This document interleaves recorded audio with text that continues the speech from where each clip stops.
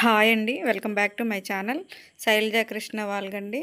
అయితే ఈరోజైతే నేను వారాహి అమ్మ పూజ ఏ విధంగా చేసుకున్నానో మొదటి రోజు అనేది ఈ వీడియోలోనైతే ఉంది చూడండి. వీడియో ఎక్కడ కూడా స్కిప్ చేయకండి. ఈ వారాహి నవరాత్రులు అయితే జూన్ 26 నుంచి జూలై 4 వరకు ఉన్నాయండి. అయితే మార్నింగ్ కూడా నేనైతే 5 గంటల లోపు ఈ పూజనైతే చేసుకున్నాను. మరలా సాయంకాలమే ఈ పూజ చేసుకోవాలండి. సాయంకాలం చేసుకుంటేనే మంచిది. ఫస్ట్ రోజు కాబట్టి అమ్మవారిని అయితే ఆవాహనం చేసుకోవటానికి మార్నింగ్ అయితే చేసుకున్నానండి. ప్రతిరోజు అయితే 7 నుంచి 9 లోపు రాత్రికి అయితే ఈ పూజనైతే చేసుకోవాలండి. మార్నింగ్ అయితే నేను పూజ చేసుకున్నానండి. అమ్మవారి పూజ అయితే మార్నింగ్ 5 గంటలకే లేచి పూజనైతే చేసుకున్నాను. సాయంకాలం అయితే ఈ పూజనైతే చేసుకుంటున్నాను. మళ్ళీను ఎప్పుడైనా సరే అమ్మవారి పూజ చేసుకునేటప్పుడు, వారాహి అమ్మ పూజ చేసుకునేటప్పుడు రాత్రి 7 తర్వాతే పూజ చేసుకోవాలండి. చీకటి పడిపోయిన తర్వాత ఈ పూజ చేయాలి. మార్నింగ్ పెట్టిన పువ్వులన్నింటిని కూడా తీసేసి మరలా ఈ విధంగా కొత్తగా పువ్వులు అయితే పెట్టుకున్నానండి. ఈ విధంగా మాలను కూడా రెడీ చేసి పెట్టుకున్నాను. రెండు వైపులా కూడా ఈ విధంగా అలంకరించుకున్నాను. అమ్మవారి విగ్రహం కూడా ఉన్నది నా దగ్గర. అయితే ఈ విగ్రహానికి కూడా మార్నింగే అభిషేకం అయితే చేసుకున్నానండి. తర్వాత అమ్మవారికి తాంబూలాన్ని కూడా పెట్టుకున్నాను. నేను ఒక జాకెట్ ముక్క, 2 ఆకులు, ఒక చెక్క, ఒక కాయిన్, గాజులు, అదేవిధంగా పండు, తర్వాత కుంకుమ కూడా ఈ విధంగా అమ్మవారికి అయితే పెట్టుకున్నానండి. మనం ఏ పూజ చేసినా ఫస్ట్ అయితే వినాయకుడికి పూజ చేసుకోవాలి. అందుకోసం అని చెప్పేసి వినాయకుడికి అయితే నా దగ్గర శ్వేత గణపతి వినాయకుడు అయితే ఉందండి. శ్రీశైలం వెళ్ళేటప్పుడు తెచ్చుకున్నాను. ఈ విధంగా వినాయకుడిని పెట్టుకొని మందార పువ్వులతో అలంకరించుకున్నానండి. తర్వాత అమ్మవారికి ఎంతో ఇష్టమైన నైవేద్యాలు అయితే మీకు నేను చెప్తాను. ఈ పూజకైతే ఏమి ఎక్కువగా ఖర్చు అయితే ఏమి ఉండదండి. నిర్మలమైన మనసుతో ఈ పూజనైతే చేసుకుంటే అమ్మవారి అనుగ్రహం అయితే ఉంటుంది. దానిమ్మ పండు తెచ్చుకొని దానిమ్మ గింజలను అయితే ఈ విధంగా అమ్మవారికి ప్రసాదంగా పెట్టుకోవాలి. ఒక దానిమ్మ పండు తెచ్చుకున్నాం అనుకోండి, 4 రోజులైతే అమ్మవారికి నైవేద్యంగా పెట్టుకోవచ్చు. తరువాత ముఖ్యంగా బెల్లం పానకం అండి. ఈ బెల్లం పానకం అంటే అమ్మవారికి చాలా ఇష్టం కాబట్టి ఈ బెల్లం పానకాన్ని నైవేద్యంగా పెట్టుకోవాలి. ఈ బెల్లం పానకం ఏ విధంగా తయారు చేయాలో నేనైతే చూపిస్తాను చూడండి. ఈ విధంగా మట్టి కుండనైతే నేను తీసుకున్నానండి. తీసుకుని నీట్గా కడుక్కొని ఒక పావు గంట సేపు ఆ వాటర్లోనైతే ఈ కుండనైతే పెట్టేయాలి. పెట్టేసినట్లయితే అప్పుడు మనం వాడుకోవడానికి బాగుంటుందండి. ఇందులో అయితే నేను ఫస్ట్ వాటర్ అయితే వేసుకొని తరువాత బెల్లాన్ని వేసుకోవాలి. తురుముకున్న బెల్లాన్ని అయితే వేసుకోవాలి. ఇందులో సగం వరకు వాటర్ని అయితే వేసుకోవాలండి. వేసుకున్న తర్వాత నేనైతే ఈ విధంగా తురుముకున్న బెల్లాన్ని అయితే ఇప్పుడు ఇందులో వేసుకోవాలి. అమ్మవారికి ఎంతో ఇష్టమైన నైవేద్యం అండి ఈ బెల్లం పానకం అనేది. రోజు కూడా ఈ బెల్లం పానకము, అదేవిధంగా దానిమ్మ గింజలు నైవేద్యంగా పెడితే చాలండి, అమ్మవారి అనుగ్రహం అయితే దొరుకుతుంది. ఇందులో అయితే బెల్లాన్ని అయితే వేసుకున్నానండి, తురుముకున్న బెల్లాన్ని అయితే. ఈ విధంగా నేనైతే పసుపు దారాన్ని తీసుకుని 9 దీనిగా వేసుకొని ఈ విధంగా అమ్మవారికి అయితే ఈ విధంగా కట్టుకుంటున్నానండి. చక్కగా ఈ విధంగా రెడీ చేసుకొని ఈ కుండలోనైతే వాటర్ వేసుకున్నాను. వాటర్ వేసుకున్న తర్వాత బెల్లాన్ని అయితే వేసుకున్నాను. మనకైతే బయట అయితే బెల్లం పొడి దొరుకుతుందండి, అది తెచ్చుకొని వేసుకోవచ్చు. నా దగ్గర లేదు, అందుకోసం అని చెప్పేసి బెల్లాన్ని స్మాష్ చేసి వేసుకున్నాను. తర్వాత ఇందులో అయితే ఇలాచీ పౌడర్ను కూడా వేసుకోవాలి. ఈ విధంగా వేసుకొని తర్వాత మిరియాల పొడి కూడా వేసుకోవాలండి.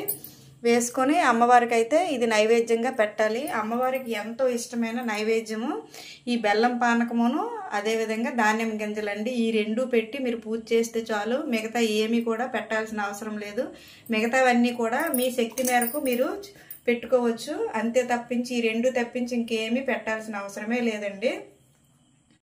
అమ్మవారికి అయితే నిమ్మకాయ మాలనైతే వేసుకుంటున్నానండి. మనం తెచ్చుకున్న నిమ్మకాయలు అయితే చక్కగా పసుపు వేసుకొని శుభ్రంగా కడుక్కోవాలి. కడుక్కొని అప్పుడైతే మాలనైతే రెడీ చేసుకోవాలి. ఈ విధంగా నిమ్మకాయకి అయితే పసుపు రాసుకోవాలండి. పసుపు రాసుకొని వీటిని అయితే చక్కగా మాలగా రెడీ చేసుకోవాలి. ఈ విధంగా నిమ్మకాయ మాలను అయితే రెడీ చేసుకోవాలండి. ఈ విధంగా నిమ్మకాయలను అయితే నీట్గా కడుక్కొని చక్కగా పసుపు రాసుకొని బొట్టులు అయితే పెట్టుకోవాలండి. బొట్టుల్లో పెట్టుకొని అమ్మవారికి అయితే వేసుకోవాలి. నిమ్మకాయ మాలను వేసుకొని 9 రోజులు కూడా అమ్మవారి పటానికి అయితే ఉంచుకోవాలి. తర్వాత లాస్ట్ ఉద్యాపనం చెప్పేటప్పుడు ఈ నిమ్మకాయలను అయితే తీసి మన ఇంటి గుమ్మానికి కానీ బొల్లుకి కానీ కట్టుకుంటే చాలా మంచిదండి. ఈ విధంగా చక్కగా గంధంతోని కుంకుమతోని ఈ నిమ్మకాయలకైతే బొట్టులు అయితే పెట్టుకున్నానండి. ఇప్పుడు అమ్మవారికి అయితే అలంకరించుకోవాలి. అమ్మవారికి అయితే భూమిలో పండిన వస్తువులను అయితే పెడితే చాలా మంచిదండి. అందుకోసం అని చెప్పేసి నేను క్యారెట్ని ఈ విధంగా ఎర్రదుంపని అయితే నైవేద్యంగా కూడా పెట్టుకుంటున్నాను. ఇప్పుడైతే ఈ విధంగా దీపాలను అయితే వెలిగించుకోవాలండి. ఇవి ఎరుపు ఒత్తులతో అయితే నేను దీపాలను అయితే వెలిగించుకుంటున్నాను. అమ్మవారికి ఎరుపు రంగు ఒత్తులు అంటే చాలా ఇష్టము. అందుకోసం అని చెప్పేసి ఈ విధంగా ఎరుపు రంగు ఒత్తులను అయితే నేనే రెడీ చేసుకున్నానండి. ఇంకేం లేదు, ఒత్తులను అయితే చక్కగా కుంకుమలోనైతే కొంచెం రోజు వాటర్ వేసి కుంకుమలో కలిపినట్లయితే ఈ విధంగా ఎర్రని ఒత్తులు అవుతాయి. ఇవైతే కొంచెం ఎండలో ఎండబెట్టేసినట్లయితే ఈ విధంగా ఎర్రని ఒత్తులు అవుతాయండి. చక్కగా ఈ విధంగా మనకి ఏ రంగు కావాలనుకుంటే ఆ ఒత్తులను అయితే మనం రెడీ చేసుకోవచ్చు. అమ్మవారికి అయితే ఈ విధంగా ధూపాన్ని అయితే చూపించుకోవాలి. అమ్మవారికి ఎక్కువగా ధూపం అంటే చాలా ఇష్టం అండి. అందుకోసం అని చెప్పేసి ఈ విధంగా ధూపాన్ని అయితే చూపించుకోవాలి. తర్వాత అమ్మవారు అష్టోత్తరం చదువుకుంటూ మీ దగ్గర చిట్టు గాజులు ఉంటే చిట్టు గాజులు, లేదంటే లక్ష్మీ గవ్వలు ఏమీ లేకపోతే అక్షంతలు వేసుకొని పూజను అయితే చేసుకోవాలండి. మార్నింగ్ చేసుకున్నా సరే ఈవినింగే మెయిన్గా చేసుకోవాలి. ఎప్పుడు కూడా అమ్మవారు అయితే నైట్ టైం చేసుకుంటేనే మంచిది. మీరు ఈ విధంగా పూజను అయితే చేసుకోండి. ఈ విధంగా నేనైతే ఎరుపు అక్షంతలు తర్వాత గ్రీన్ అక్షంతలు కూడా రెడీ చేసుకున్నానండి. ఎరుపు అక్షంతలనేమో కుంకుమ వేసి చేసుకున్నాను. ఇదైతే కుబేర కుంకుమ వేసుకొని గ్రీన్ అక్షంతలను అయితే రెడీ చేసుకున్నాను. ఈ విధంగా గంధము కుంకుమ కూడా ఈ విధంగా పెట్టుకున్నానండి. అమ్మవారికి అయితే ధూపాన్ని సమర్పించుకోవాలండి. ఈ విధంగా ధూప్ స్టిక్లు దొరుకుతాయి. ఈ 9 రోజులు కూడా ఈ ధూప్ స్టిక్లను అయితే చక్కగా వెలిగించుకోండి. అమ్మవారికి చాలా ఎక్కువగా ధూపాన్ని అయితే సమర్పించుకోవాలి.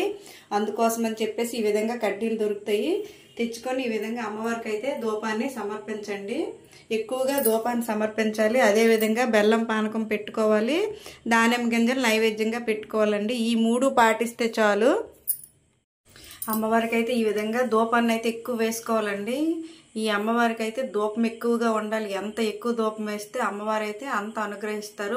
మనం ధర్మబద్ధంగా కోరుకున్న ఏ కోరికైనా సరే ఖచ్చితంగా నెరవేరుతుందండి. 9 రోజులు కూడా ఈ పూజనైతే చెయ్యండి.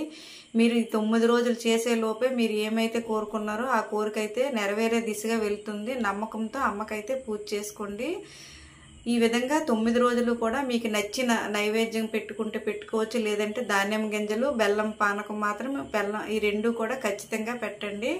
ఈ నిమ్మకాయల మాలను అయితే వేసుకోండి, చాలా మంచిది. ఆ విధంగా నిమ్మకాయ మాలను అయితే వేసుకుంటే అమ్మవారికి. తర్వాత పసుపు కొమ్ముల మాల కూడా వేసుకుంటే చాలా మంచిది. నేనైతే రెండో రోజు పసుపు కొమ్ముల మాలను అయితే ఏ విధంగా వేసుకోవాలనేది మీకు నేను చూపిస్తాను. చూడండి అమ్మవారు అయితే ఎంత అందంగా ఉన్నారో ఈ ధూపం మధ్యలో. అమ్మవారు ధూపం అంటే చాలా ఇష్టం అండి. అందుకోసం అని చెప్పేసి ఎక్కువగా ధూపం అయితే వేయాలి.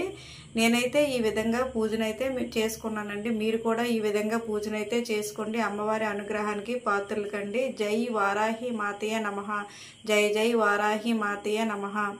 మీకు ఈ వీడియో కనుక నచ్చినట్లయితే లైక్ చేయండి, షేర్ చేయండి, సబ్స్క్రైబ్ చేయండి, పక్కనే ఉన్న బెల్ ఐకాన్ని ప్రెస్ చేయండి. అలా చేసినట్లయితే నేను పెట్టే ప్రతి వీడియో నోటిఫికేషన్ కూడా మీకు వస్తుందండి. థ్యాంక్ యూ ఫ్రెండ్స్, వాచ్ చేసినందుకు థ్యాంక్ యూ వెరీ మచ్.